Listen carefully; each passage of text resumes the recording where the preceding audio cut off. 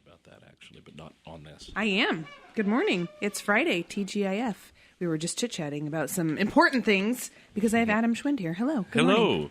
Adam Schwend for County Commissioner. Yes. That's what we are talking about today. Yes, it is. Oh my gosh.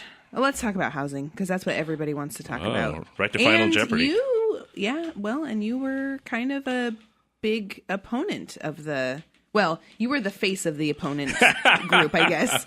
Not just because it wasn't just you. That is true. But are you currently still the president of I am not. Okay. I am the immediate past president, but I'm also the chair of the Oregon Association of Realtors Political Affairs Committee. So I'm on housing. I'm active on numerous fronts, local and state. But right now, the president is Valerie Schumann with Berkshire Hathaway. Okay. So.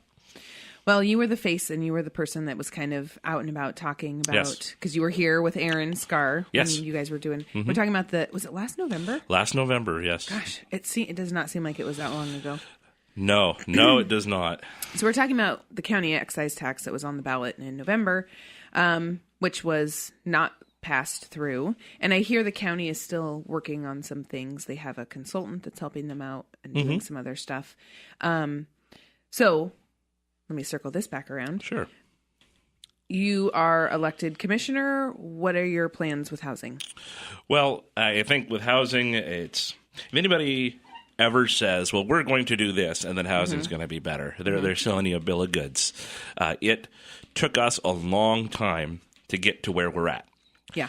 We're just really, really noticing it in the last few years because we've kind of reached critical mass. Our tourism industry has exploded, and a lot of those jobs tend to be lower paying. Right. So, of course, the cost of housing has gone up because our supply has gone down. Right. So we're really feeling that crunch now. But it took us quite a while to get here, and it's going to take more than one thing to get us back to where we were, because there's more than one thing causing. First, one of the issues is our statewide land use planning. The state land use laws have never been replicated in the 50-some-odd years that they've been in place. They haven't been replicated by any other state, and I think there's a good reason for that. Now, nobody wants to build a child care facility next to a glass factory. Sure.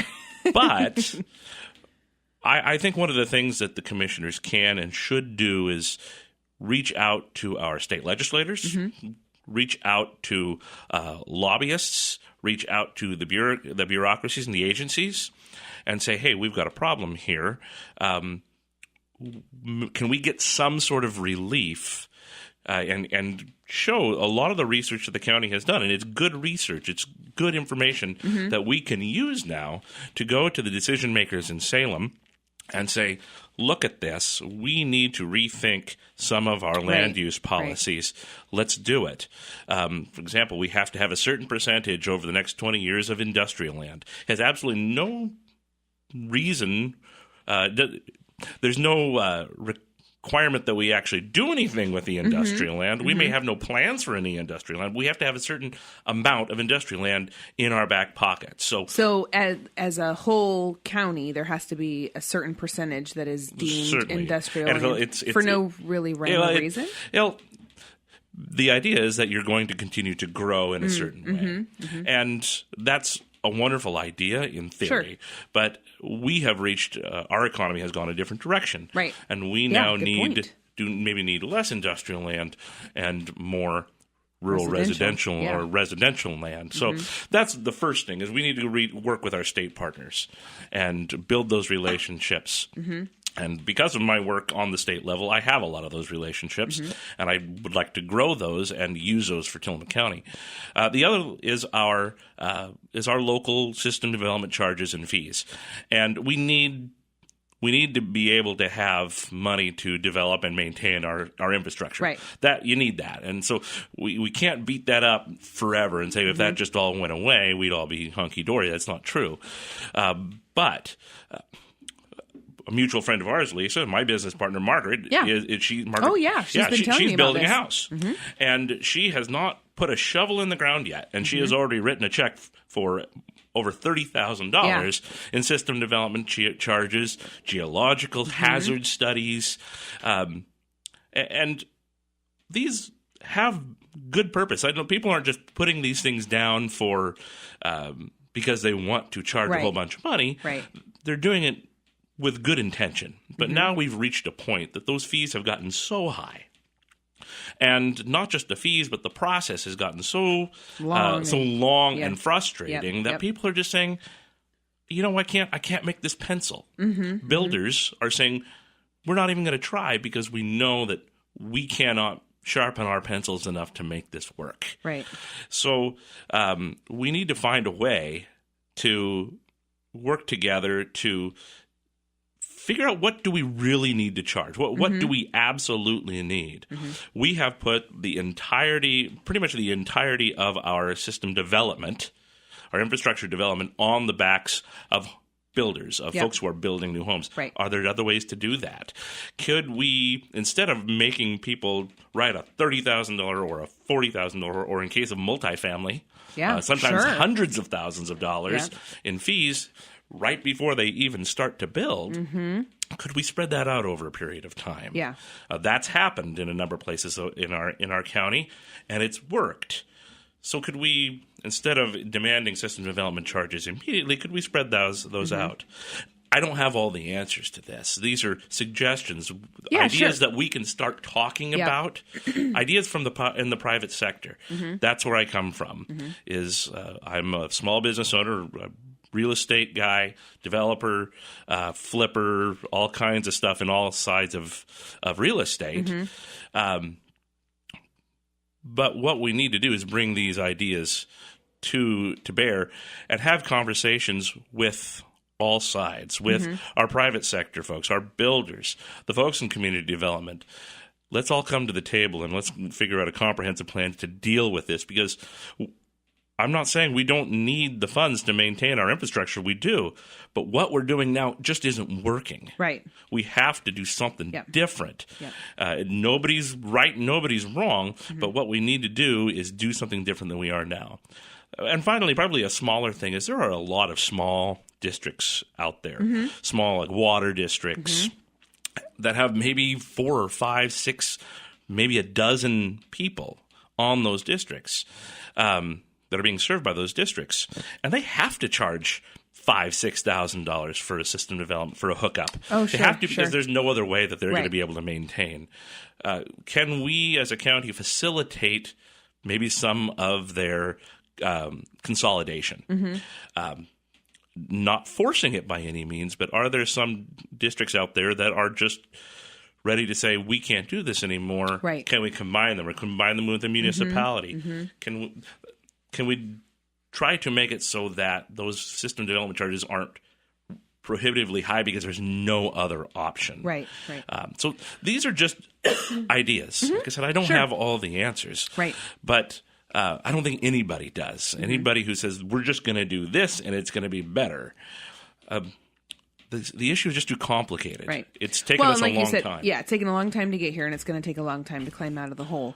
Might I also suggest looking at possibly allocating some TLT funds? I know that it would have to go to the voters, but I have thought, 30% is going to the roads, but that has changed since it first went to the voters and was on the ballot. Possibly people would be willing to give a little bit to housing or something. Certainly, and I think all the ideas can be on the table. The voters, when that happened, that was certainly, I think, one of the political selling points of the TLT. So we need to be sensitive to that. I will say, if that's what the voters want to do, if they want to reallocate some of that money, that's fine. I think I'm very sensitive to not pushing that one way or another because of how sensitive it was. But if the voters do want to go that direction, that's fine, as long as it's not pushing major scheduled projects for infrastructure off. Oh, right, sure. So I think a communication and collaboration with the roads department at that point as well would need to happen.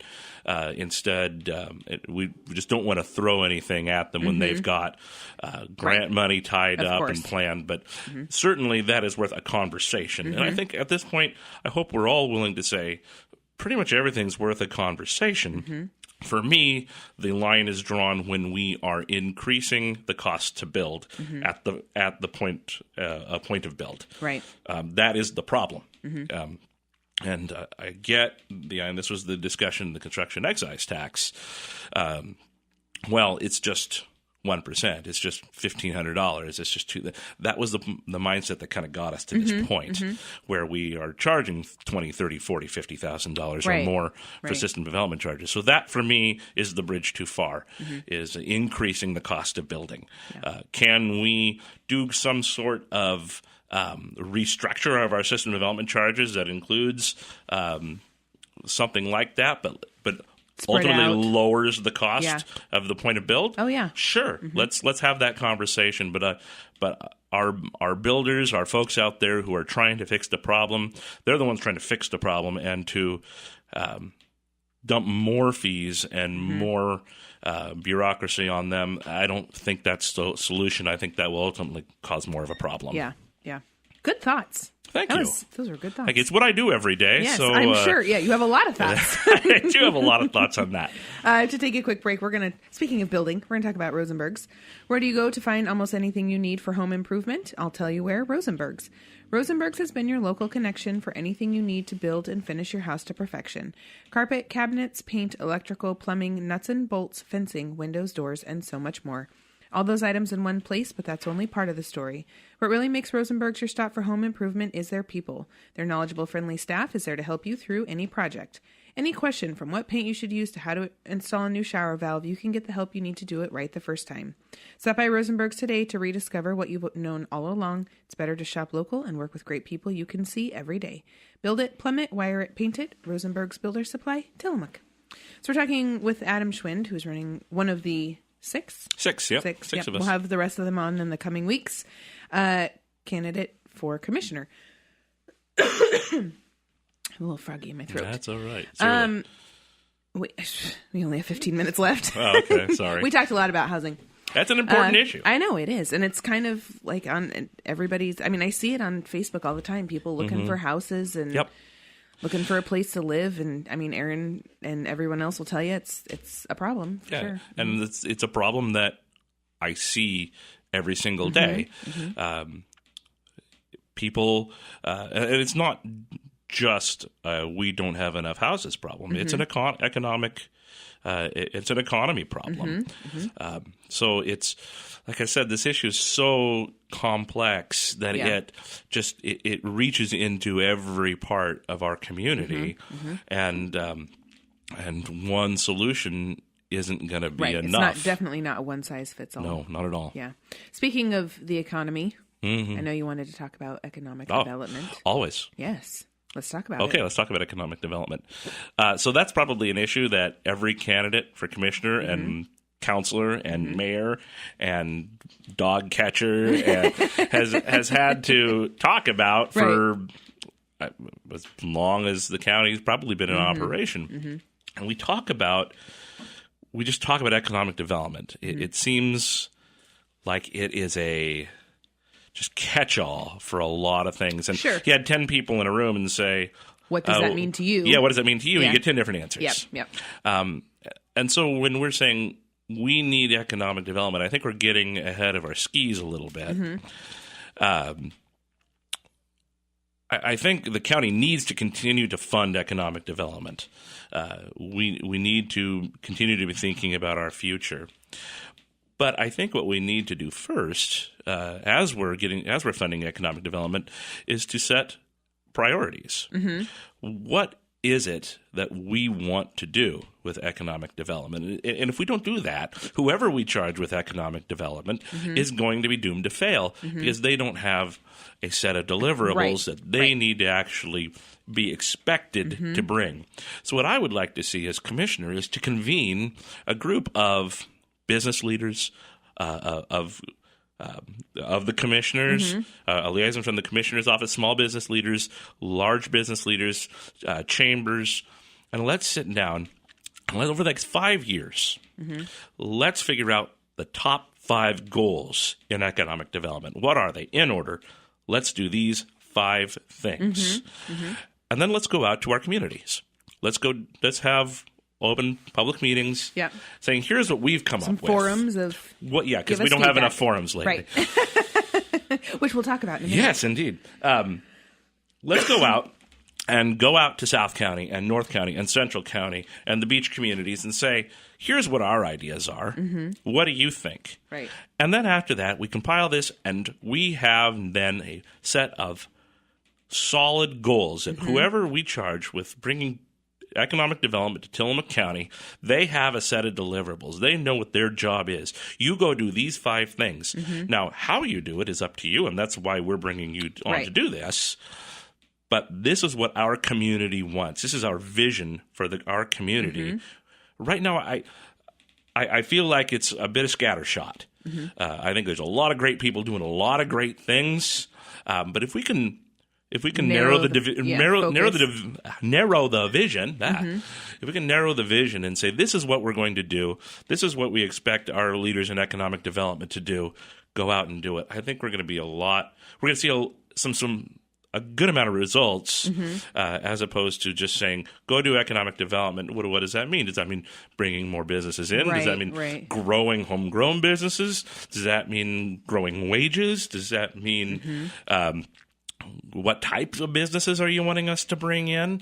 It's endlessly frustrating, I think, to a lot of us who are in the business community when you see when everybody goes on social media and says, we need more business in Tillamook County, and then there's a news story about a new business coming into Tillamook County, and everybody says, no, not that kind of business. Right.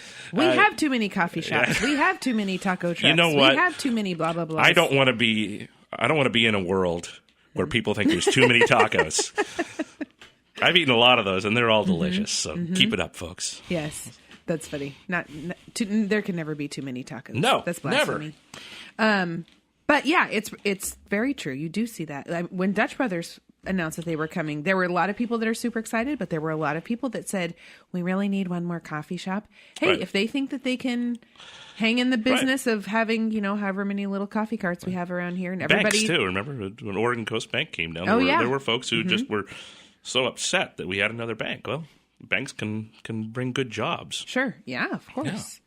Yeah. I like that. That's a good idea. Yeah. And then that's, I assume, separate from the Economic Development Council, because their role, I guess they would be the ones receiving those actionable goals. Certainly. And I think that's getting ahead of our skis. What the actual development of and execution of the goals, what that looks like, we can talk about that. The sky's the limit on that. But until we know what we want, until we have a 5-year plan, say we want these things, until we do that, again, you put it 10 people in a room, success in economic development just means 10 different things to 10 different people. Right. I have to take another break. Okay. We're going to talk about the Regional Medical Center and their Images Medical Spa. Do you want that vibrant, healthy look? Medical and aesthetic skincare treatments for acne, anti-aging, and rejuvenation are available at Images Medical Spa, offering top-of-the-line medical-grade skincare products, including Botox for chronic migraines, chemical peels, and more. Dr. Claudia Foster Olson has been practicing medicine for over 30 years with a special interest in aesthetic medicine. She has personally tried and uses the services they offer. She's certified in Botox, chemical peels, fillers, and laser therapies. Dr. Foster Olson's goal is to allow the inner beauty to shine through with beautiful, healthy skin, working with the individual to meet their particular needs. Board certified in sports medicine, she can also advise on exercise and nutrition. At Images Medical Spa of Adventist Health, you can afford to treat yourself. Botox is only $9 a unit. If you have any questions or want to book an appointment, call 503-815-2410. Again, that's 815-2410. And let your inner beauty shine through with beautiful, healthy skin. We're talking with Adam Schwend, candidate for commissioner this morning. We have 6 minutes left. Can we talk about where you're going to be? I just want to make sure we talk about those things. Sure. So Monday, there's the chamber is having and I'm not sure, why is talks in all capitals? Do you know? I keep meaning to ask Sierra. You have to ask Oftemeyer about that. I don't know. Actually, I think it's Sierra. Okay. Yeah, but I keep meaning to ask her and I keep forgetting. Anyway, it's a big business talks forum, which is a little different because instead of the audience asking the commissioner's question or the candidate's questions, the candidates will be asking the audience questions, which I think is I think that's kind of cool. Like, because it opens you up to, it's not just a one-way conversation at that point. Yeah, and I think that I'm excited about this forum for two reasons. Mm-hmm. One is it's a different format. All of us are going to do 5 or 6 forums so far, and it can get when you're doing the same thing over and over again, it can get a little tedious. Mm-hmm. But what I really like about this is that different format. I also like that it's talking about one specific topic, that it's talking about economics, talking about business. Yeah. There are a lot of aspects of being a commissioner. There are a lot of questions that we get in these forums that we have absolutely no control over. Mm-hmm. And our opinion is as valid and as useful as anyone else's in that room, because we wouldn't vote on it. We always get questions about social issues, and those aren't county commissioner duties. So it's great to be talking about these issues that are going to be focused on economic development and business. And those are really focusing on one thing as opposed to a more general forum. Mm-hmm. So I'm excited about that. Yeah. And I know they're still collecting questions and topics and things like that. So if you are interested, it's Monday night at 5:30 at Pacific Restaurant. If you can be there, go. And if you are going or you can't go, it doesn't matter. You can still email Sierra at Sierra, SIERRA, at tillamookchamber.org, and you can send her questions or topics that you would like to hear about or get information on. And then where else are you going to be? I know you've got a couple of different events lined up, right? Yeah, so a number of things. So I'm having 4 coffee and conversations, just really informal get-togethers where folks show up.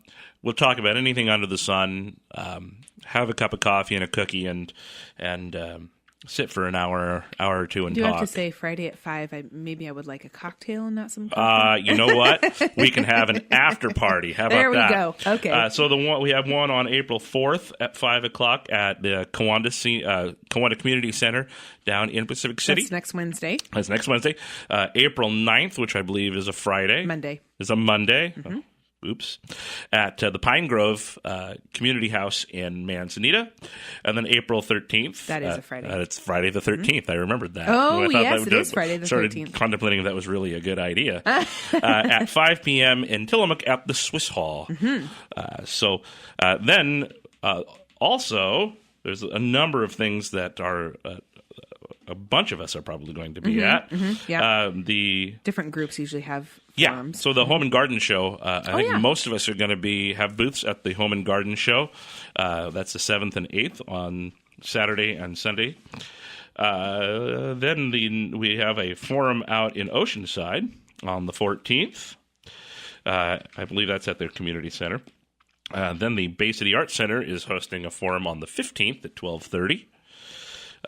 Then on the 18th, there's a South County Forum, again at Kiwanda Community Center at 7 o'clock. And then there is a North County Forum on the 25th at the Pine Grove at 5 o'clock. Up in Manzanita. Yeah, and you'll see I'll be out and about at as many events as I can get to. You're still working full time. I own the company. I've got right. You still have a life. I can't just and a toddler, right, and a life. But I certainly will do everything I possibly. And I'm always happy to have invites. If somebody wants to invite me to something, I will do my darndest to be pretty much anywhere that I am invited. And your Facebook page, Adam Schwend for County Commissioner, you also have some videos on there, which I like. So if you are not able to make it out to any of the forums or coffee and conversation events, you can go on and see some of the videos where you talk a little bit about some of the issues that you would like to address. And if you're not on Facebook, you can go to adamschwend.com. That's SCHWEND. So adamschwend.com, and that's ways to contact me, check out some of my opinions and ideas, and if you're so inclined, there's even a donate button there. Ta-da! Ta-da! Yeah, because it's not free. No. It's not free to run for commissioner. No, it is not. Hey, thanks for coming in this morning. Anytime. I'll be back in a few weeks, right? Oh, yeah. Talk about Money Musical. Money Musical. On Monday, we'll have folks here talking about the Kiwanis KT Days. Don't forget Senior Meals, 11:30 at St. Mary's by the Sea in Rockaway Beach every Monday, Wednesday, and Friday. Also noon every weekday at the Kiwanda Community Center in Pacific City, as well as the Tillamook Senior Center at 4th and Stillwell. Cost is $3 for seniors and $6.75 for everyone else. Tomorrow is the Surf and Turf Dinner down in Pacific City, also held at the Kiwanda Community Center. Appetizers start at 4, dinner starts at 6. They'll have tri-tip, crab, silent auction, and more. Tickets are available at both Oregon Coast Banks. There's one in PC and then one in Tillamook. The Rusty Cow in Cloverdale or the Kiwanda Community Center. Open skate is all this week at the fairgrounds until tomorrow from 1 to 4. $5 per skater, $4 if you bring your own skates. Tonight at 6, Oregon Coast Dance Center is holding a salsa dance workshop. Learn the fundamentals of salsa in a casual environment. It makes for a fun date night. It's $20 a person.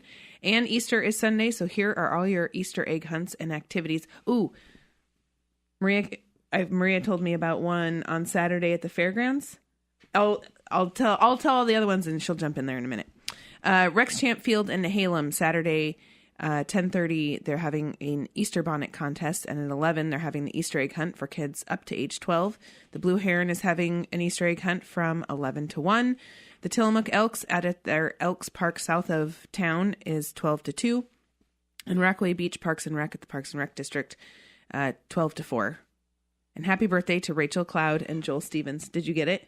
I don't have it because you have it. There's somewhere on your little piece of paper, but I do know this much. It's the Eagles are having an Easter egg hunt. Oh, here we go. It's early in the morning out. It's on that little piece of paper. This one right here. There you go. Oh, yeah. 8 o'clock at the fairgrounds, in the west parking lot of the fairgrounds. 8 o'clock, kids of all ages. It is free. So that is the Eagles Easter egg hunt at the fairgrounds on Saturday at 8 a.m. Hey, thanks.